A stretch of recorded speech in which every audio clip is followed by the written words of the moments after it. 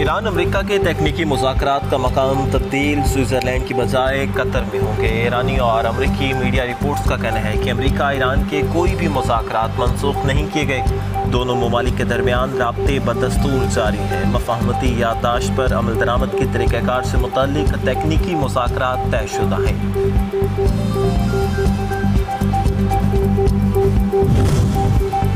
امریکی صدر تنازع پس پشت ڈال کر ایران سے مذاکرات دوبارہ آگے بڑھانے کے خواہاں، ثالثی کی نئی کوششیں بھی جاری۔ صدر ٹرمپ کہتے ہیں دوحہ میں ایران سے مذاکرات اہم ہیں، دیکھتے ہیں کیا ہوتا ہے۔ ایران جوہری ہتھیار نہ رکھنے پر راضی ہے۔ عالمی سطح پر پیٹرولیم مصنوعات کی قیمتیں نیچے آ رہی ہیں، خام تیل کی قیمتوں میں مزید کمی کا امکان ہے۔ بے بنیاد دھمکیوں کے مقابلے میں ہمارا موقف واضح، مفاہمت دو طرفہ معاملہ ہے۔ امریکہ مفاہمت یادداشت پر عمل کرے گا تو ہم بھی اپنی ذمہ داریاں پوری کریں گے۔ ایران کے صدر مسعود پزشکیان کا دو ٹوک موقف، کہا موجودہ مذاکرات اور خطے میں بڑھتی کشیدگی کے باوجود صورتحال مسلسل بدل رہی ہے اور معاملات پر پیش رفت جاری ہے۔ باہمی اعتماد اور معاہدے پر عمل ہی آگے بڑھنے کا راستہ ہے۔ مقبوضہ فلسطینی علاقوں میں حالات مسلسل تشویشناک رخ اختیار کر رہے ہیں۔ بین الاقوامی قوانین اور انسانی حقوق کی خلاف ورزیاں بدستور جاری۔ پاکستان نے اسرائیل کا متنازع ایون آبادکاری منصوبہ مسترد کر دیا۔ مستقبل کی فلسطینی ریاست کے جغرافیائی وجود کے لیے سنگین خطرہ قرار۔ اقوام متحدہ میں پاکستان کے مستقل مندوب عاصم افتخار نے سلامتی کونسل کے اجلاس سے خطاب میں تشویش کا اظہار کیا، کہا منصوبہ دو ریاستی حل کے امکانات کو مزید کمزور بنا دے گا۔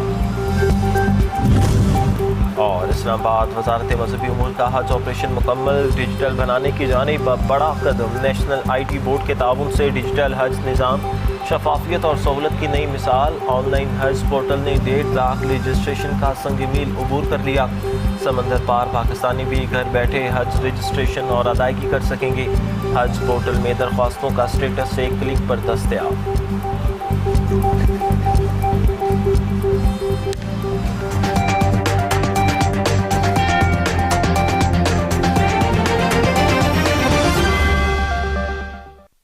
پنجاب میں گرین ٹرانسپورٹ انقلاب، وزیر اعلیٰ پنجاب مریم نواز شریف کی ہدایت پر صوبے میں ماحول دوست اور جدید سفری نظام کے فروغ کے لیے مزید الیکٹرک بسیں، ای ٹیکسیاں، ای بائکس اور E3 وہیکلز ایک ساتھ متعارف کرائی جائیں گی۔ وزیر اعلیٰ پنجاب مریم نواز شریف نے کہا کہ آئندہ 5 برسوں میں پنجاب بھر میں 5000 الیکٹرک بسیں عوام کی خدمت پر معمور ہوگی، جس سے شہریوں کو معیاری، آرام دہ، سستی اور ماحول دوست سفری سہولیات میسر آئیں گی۔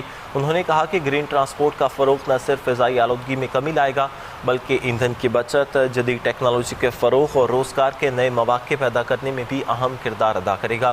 پنجاب نے الیکٹرک بسوں کی مینوفیکچرنگ انڈسٹری کے قیام کا سنگ میل بھی عبور کر لیا ہے۔ گرین ٹرانسپورٹ کے فروغ کے لیے مزید الیکٹرک بسیں، ای ٹیکسیاں، ای بائکس اور E3 وہیکلز ایک ساتھ متعارف کرائے جائیں۔ پنجاب میں آسان اقساط پر ای بائکس دی جائیں گی۔ ادھر وزیر اعلیٰ ہاؤس کمپلین سیل میں عوامی شکایات کی سماعت کا عمل جاری ہے۔ ترجمان سندھ حکومت تحسین عابدی نے مختلف اضلاع سے موصول ہونے والی درخواستوں، شکایات اور تجاویز کا جائزہ لیتے ہوئے متعلقہ محکموں کو فوری طور پر کارروائی اور مسائل کے بروقت حل کے لیے ہدایات جاری کی ہیں۔ ترجمان سندھ حکومت تحسین عابدی نے مختلف اضلاع سے موصول ہونے والی عوامی شکایات، درخواستوں اور تجاویز کا تفصیلی جائزہ لیا۔ اس موقع پر متعلقہ محکموں سے رابطہ کر کے شہریوں کے مسائل فوری اور مؤثر حل کرنے کے لیے ضروری ہدایات جاری کی ہیں۔ ان کا کہنا تھا کہ وزیر اعلیٰ ہاؤس کمپلین سیل عوامی خدمت، فوری دادرسی اور مؤثر طرز حکمرانی کی ایک اہم مثال بن چکا ہے۔ وزیر اعلیٰ سندھ سید مراد علی شاہ کی خصوصی ہدایات کے تحت عوامی شکایات کے فوری ازالے کو حکومت کی اولین ترجیح بنایا گیا ہے۔